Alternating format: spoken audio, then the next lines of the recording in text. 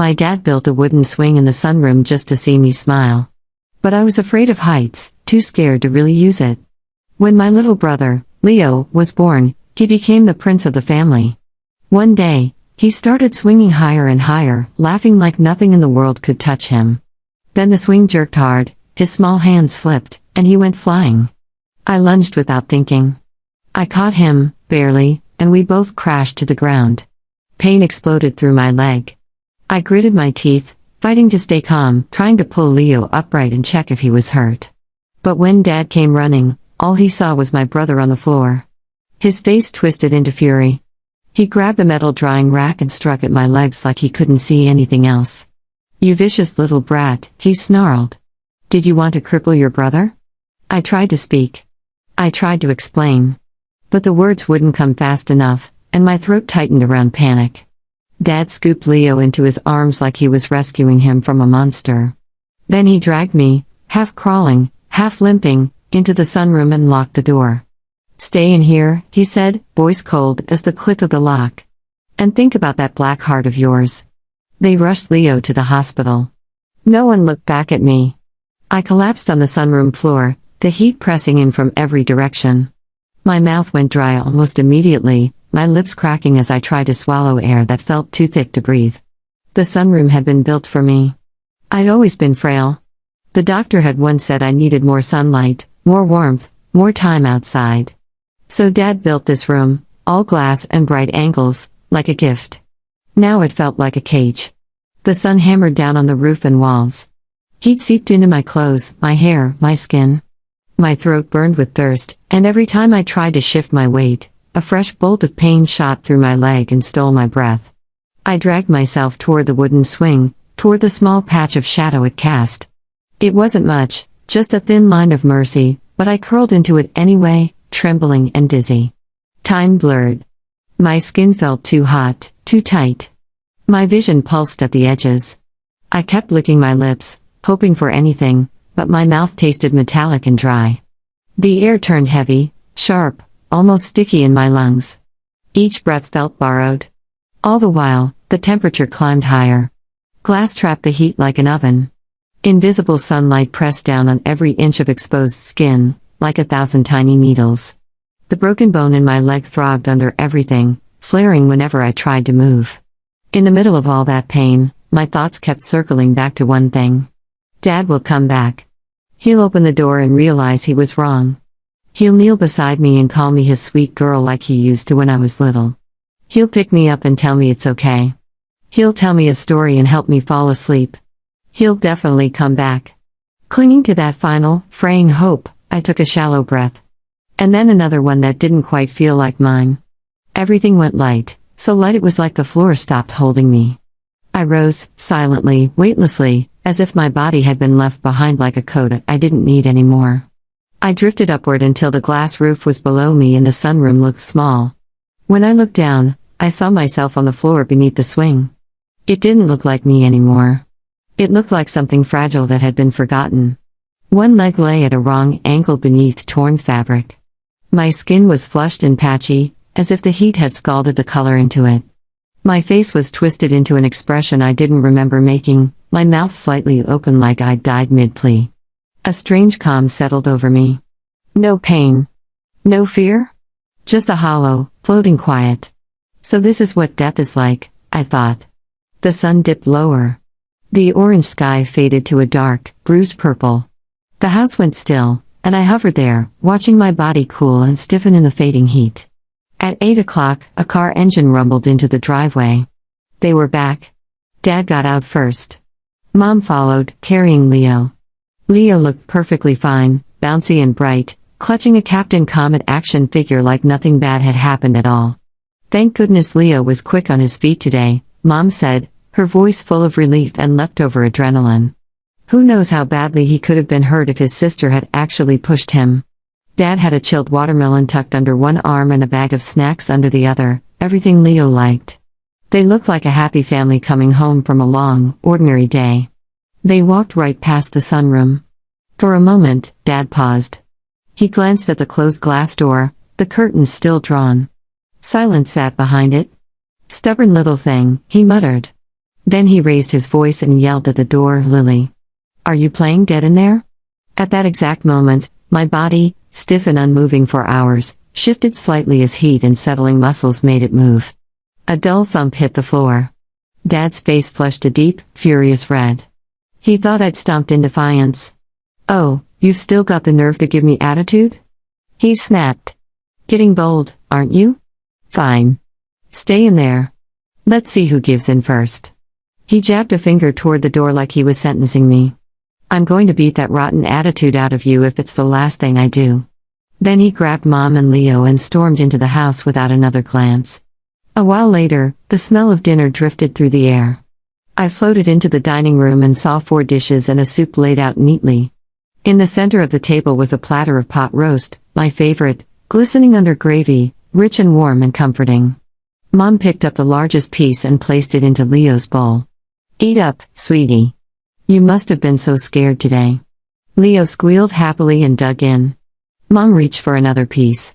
Her hand paused midair as her gaze drifted, almost unconsciously, toward the sunroom. "Don't you worry about that little viper," Dad said loudly, as if making sure the whole house heard him. "A couple missed meals and she'll learn her lesson." He shoveled rice into his mouth, chewing with exaggerated annoyance. "She's jealous of the attention we give Leo. Did you see how she went after him today? She was trying to hurt him. If we don't teach her now, she'll be completely out of control." Mom's hand trembled slightly. Then she lowered the meat back into her own bowl and said nothing. I knew what her silence meant. She agreed. In her heart, I was exactly what Dad said I was. Monstrous. Unstable. Wrong. But that wasn't what happened. No one said my name again. I watched as the entire platter of my favorite food disappeared into my brother's mouth, bite by bite, while my chair sat empty. After dinner, Mom cleaned up with her usual efficiency. Then she walked to the sunroom door and hesitated, her hand hovering over the glass, a flicker of softness crossing her face. "Lily," she called gently, "stop being stubborn. Come out and apologize to your brother. Then say you're sorry to your dad, and we can put this behind us." Her voice hardened into disappointment. "Your father is only doing this for your own good. What you did today was too much.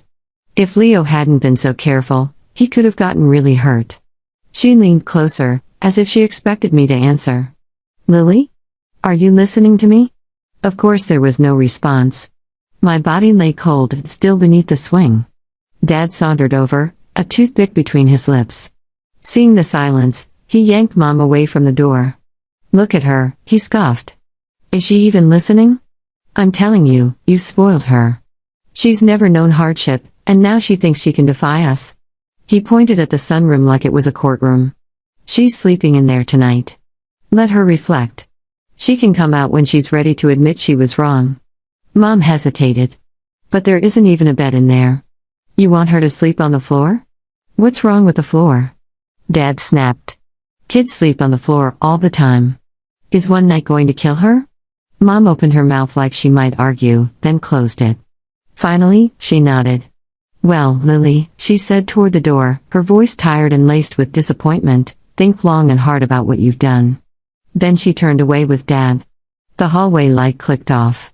My glass prison, and the world, fell into darkness. They abandoned me again.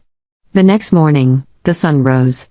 I hovered near the ceiling as Mom moved around the kitchen, busy and automatic. Oil sizzled. Coffee filled the house with its bitter warmth. She set the table carefully, plates of toast, eggs, and fruit lined up in a neat row. "Breakfast is ready," she called out. "Just a minute." Leo chirped from his room. "I'm almost done with my castle." Mom smiled, half exasperated, half proud. Then she noticed my empty seat. Unlike the other 3 plates piled high with food, mine was bare. She stopped. A complicated expression crossed her face, something conflicted, something almost human. She stared at the sunroom for a long moment, like a memory was trying to surface. Then she started walking toward it. My non-existent heart fluttered it anyway. 1 step. 2 steps. Closer and closer. Was she finally going to open that curtain? Was she finally going to see me? Would she cry? Would she fall apart? Would she say my name like she meant it? Her hand reached for the curtain. Ding dong. The doorbell rang. Honey, can you get that? Dad called from Leo's room, where he was helping him stack plastic bricks into a crooked skyscraper. Mom froze. She hesitated, then turned and walked to the front door. I drifted after her, sinking with each step away from the sunroom. A delivery driver stood on the porch with a package. He handed it over, then wrinkled his nose and sniffed the air. "Whoa, ma'am," he said, shifting uncomfortably. "Something smells off in there. Like something went bad." He got her signature and practically bolted. Mom closed the door and sniffed the air, frowning. There was a strange sweetness underneath it, sour and heavy, like something left too long in the wrong place. She searched. The trash was empty. The fridge seemed fine. The sink was clear. The smell tugged her down the hall, back toward the sunroom. She stood before the door again, hand rising to the curtain. This time, she didn't hesitate as long. I leaned forward, helpless and pleading with everything I had left. "Mom. Please. Pull it back. I'm right here. Your Lily is right here. Found it?" Dad's booming voice echoed from the kitchen. Mom's hand stopped.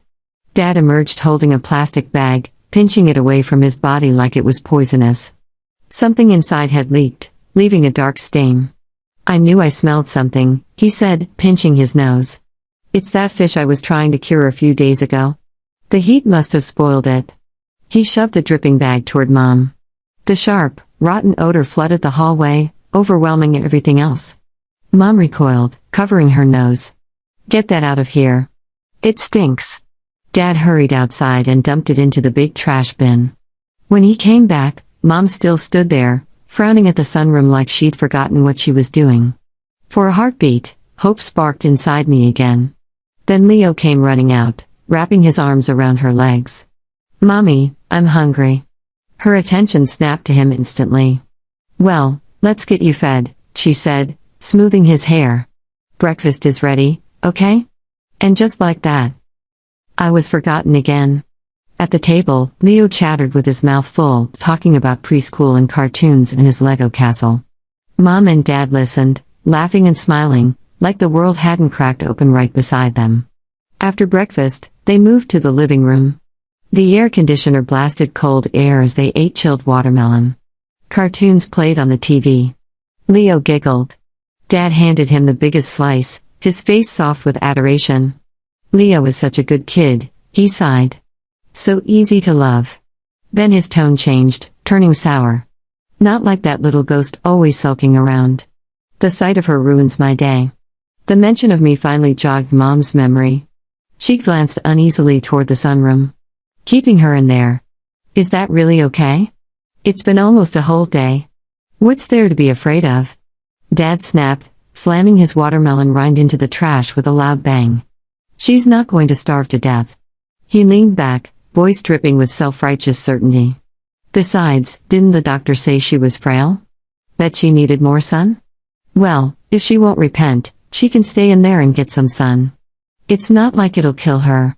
Dad always had a twisted way of turning cruelty into logic. And Mom wanted so badly to believe him. She nodded. "Lily is too spoiled," she agreed quietly. "She needs to be taught a lesson." And with a few careless words, they sealed what had already happened. A little while later, the doorbell rang again. This time, it was my aunt. Aunt Carol, Dad's sister, was the only person in the family who had ever loved me without conditions. "Mark.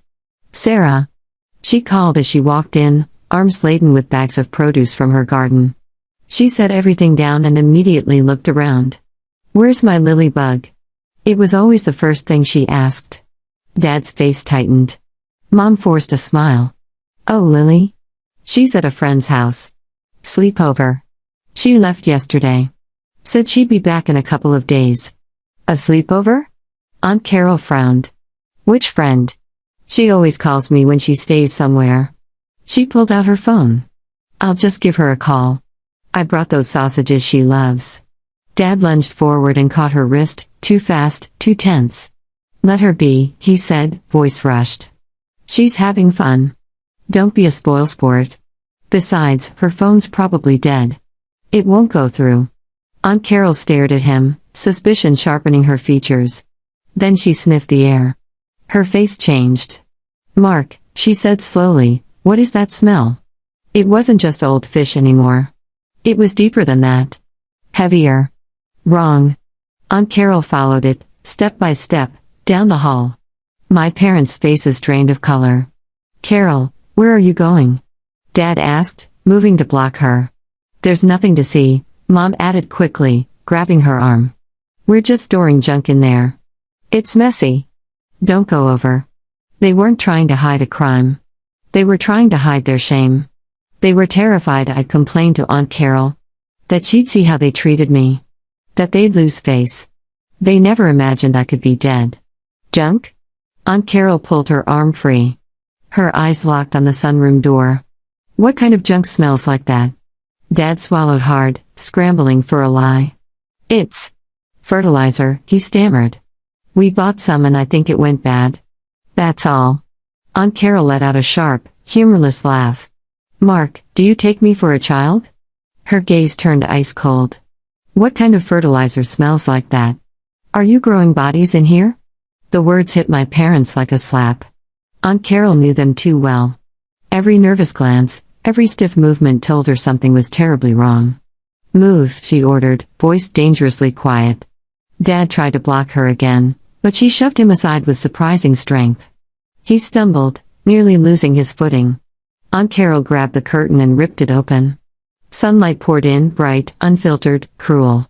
Heat rolled out of the sunroom like the breath of an oven, carrying that thick, awful smell with it. Aunt Carol froze. Every drop of blood drained from her face. Her eyes locked onto the floor. Her mouth opened, but no sound came, like her body couldn't decide how to scream. I hovered beside her, watching her stare at what had once been me.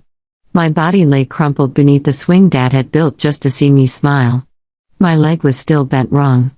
My skin looked damaged and mottled in the harsh light. The air in the sunroom shimmered with leftover heat, and the smell clung to the glass and the wood like it had soaked into everything. "Lily," Aunt Carol whispered, voice cracking. "Oh my God. Lily." Dad and Mom stood in the hallway, frozen. Leo peeked around Dad's leg, saw the shape on the floor, and shrieked. He scrambled behind Mom, his Captain Comet figure clattering to the ground. "Monster!" he wailed. "There's a monster in the sunroom." Dad's jaw tightened. He tried to step forward, to block Aunt Carol's view, but his legs shook too badly.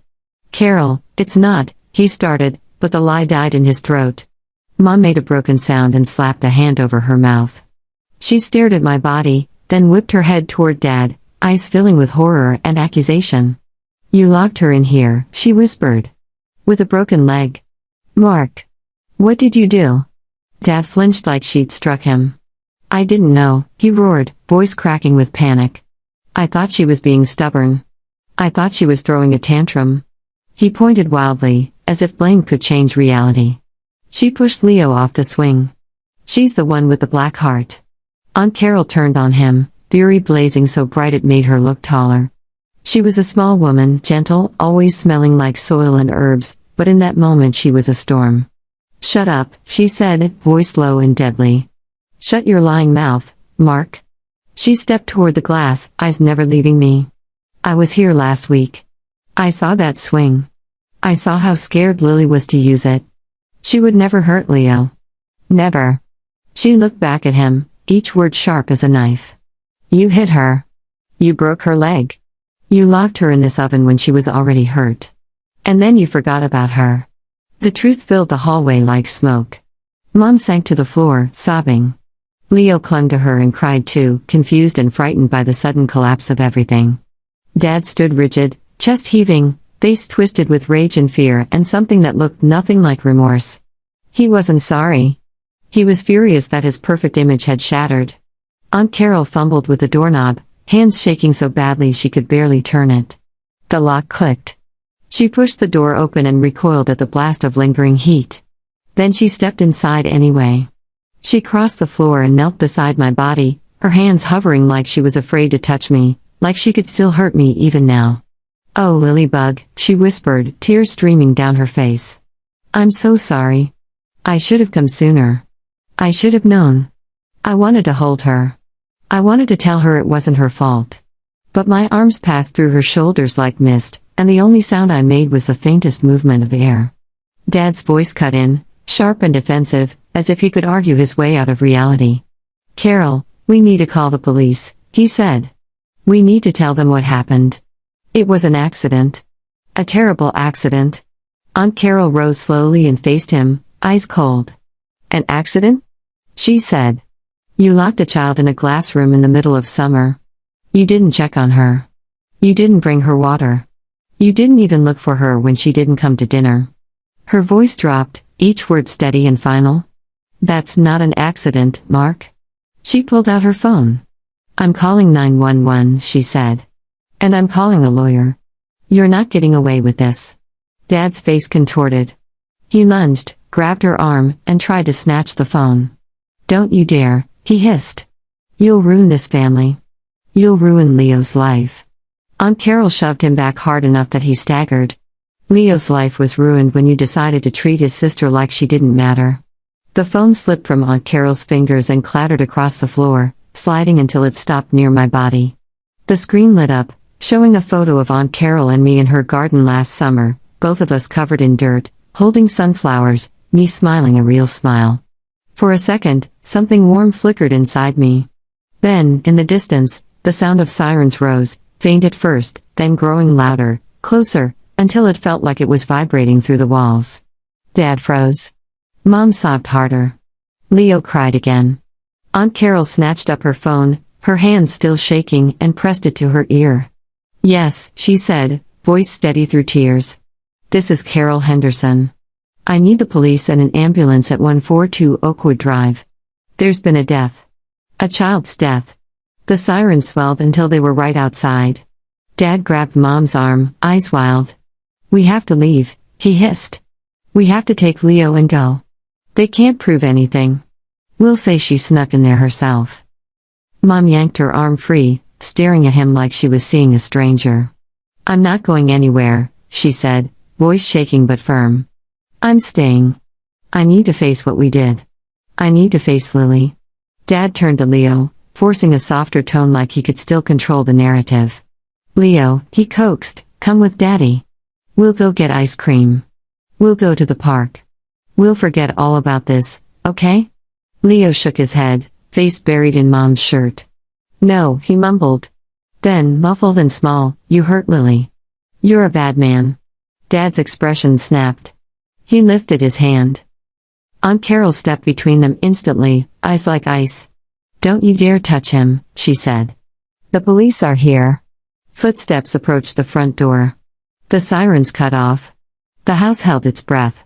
Dad looked toward the entryway, then toward the sunroom, then toward my body, as if searching for an escape that didn't exist. His gaze caught on the swing he'd built for me.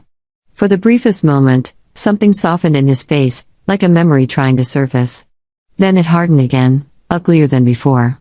2 police officers stepped inside, followed by paramedics and, later, a man in a jacket with a medical examiner's office logo on it. "Carol Henderson?" one of the officers asked, professional and cautious. "We received a call about a death. Can you show us where it is?" Aunt Carol nodded, her throat working. "This way," she said. She led them down the hall to the open sunroom door.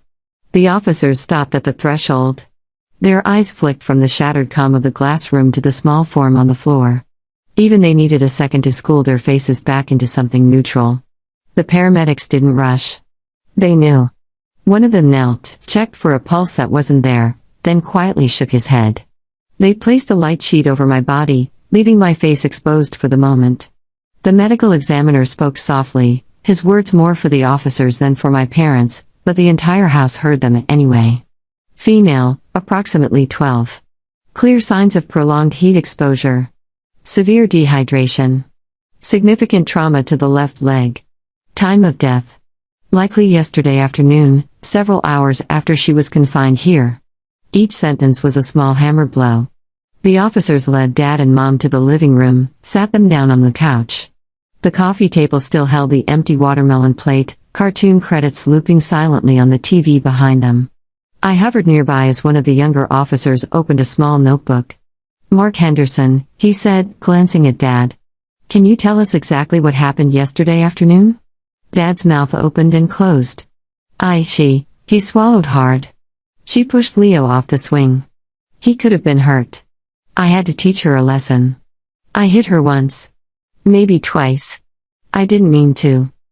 So you struck your daughter, the officer said, his tone still even, hard enough that her leg fractured before you locked her in a glass room during a heat wave. He didn't raise his voice. He didn't need to. The words alone were brutal. The older officer looked up, eyes flicking between Dad and Mom. Our medical examiner is saying the leg was badly broken before she was left in there, he said. This wasn't a sprain.